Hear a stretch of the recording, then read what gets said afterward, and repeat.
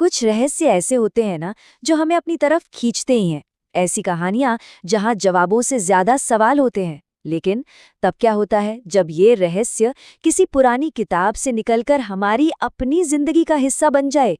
आज हम इसी सफर पर निकलने वाले हैं, मशहूर अनसुलझे मामलों से लेकर उस गहरे दर्द तक जो तब होता है जब कोई अपना बिना कुछ कहे कहीं चला जाता है।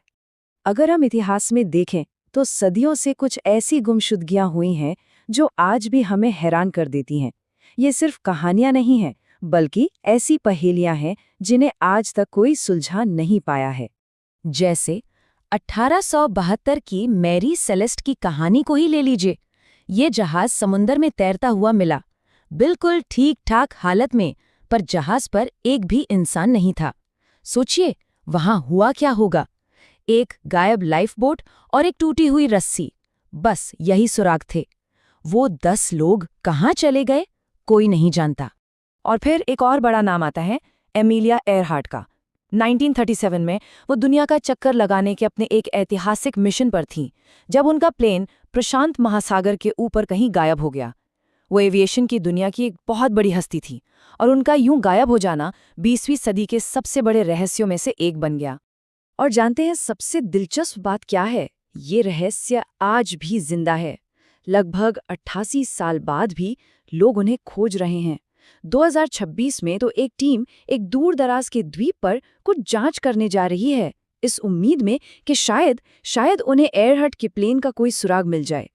तो ये जो बड़े बड़े ऐतिहासिक रहस्य हैं, ये हमें फैसिनेट तो करते हैं, पर जरा सोचिए, जब कोई अपना अचानक गायब हो जाए तो ये कोई रोमांचक कहानी नहीं रहती, ये एक दर्दनाक हकीकत बन जाती है।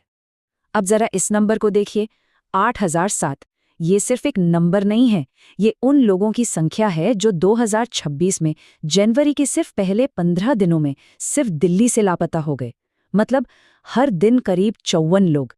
और अगर हम इन आंकड़ों को और करीब से देखें तो इन 807 लोगों में से सिर्फ 235 ही वापस मिल पाए। इसका मतलब है कि 572 परिवार आज भी इंतजार कर रहे हैं, ये जाने बिना कि उनका कोई अपना कहाँ है। ये आंकड़ा हमें बताता है कि ये समस्या असल में कितनी बड़ी है। और इन नंबरों के पीछे हैं असली इंसान, असली परिवार। एक पिता की ये बात सुनिए, मैंने उसे रात 9 बजे देखा था। वो इस चारपाई पे सो रहा था। जब मैं सुबह उठा तो वो यहाँ नहीं था। ये जो न जानने का दर्द है ना, परिवार उसे हर एक दिन झेलते हैं। तो चलिए अब जरा ये समझते हैं कि ये न जानने का दर्द ये होता क्या है असल में।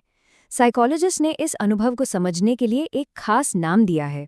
इसे कहते हैं एम्बिग्युअस लॉस, मतलब अस्पष्ट क्षति। ये एक ऐसा लॉस है जिसका कोई अंत नहीं है, जहां कुछ भी पक्का नहीं है। ये एक तरह से लगातार न जानने की हालत में जीने जैसा है। एक रिसर्चर ने तो इसे बहुत ही गहराई से समझाया है। ये दर्द, कन्फ्यूजन, शक और चिंता का एक ऐसा विशाल बादल है जो किसी के भी ऊपर पूरी जिंदगी मंडराता रहता है।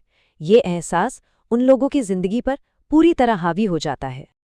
अब ये जो है, ये हमारे आम दुख से बहुत अलग होता है। कैसे? जब किसी की मौत हो जाती है तो एक यकीन होता है ना? हमारे समाज में अंतिम संस्कार जैसी रस्में हैं जो हमें आगे बढ़ने में मदद करती हैं। लेकिन जब कोई गायब हो जाता है तो कोई यकीन नहीं होता, कोई रस्म नहीं होती। जिंदगी बस एक अनिश्चितता में जैसे अटक जाती है। और इसका जो साइकोलॉजिकल असर होता है ना, वो बहुत गहरा होता है। दुख जैसे जम सा जाता है। लोग बेबस महसूस करते हैं और लगातार ये सोचते रहते हैं कि उनके अपने के साथ क्या हो रहा होगा।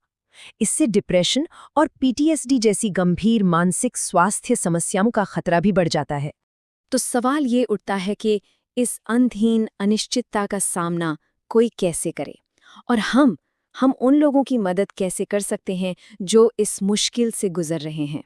अक्सर लोग कुछ ऐसी बातें कह देते हैं जो मदद करने की बजाय और तकलीफ देती हैं, जैसे क्लोजर या समापन। इंसानी रिश्तों में ऐसा कुछ नहीं होता। नुकसान को स्वीकार करने के लिए कहना भी सही नहीं है।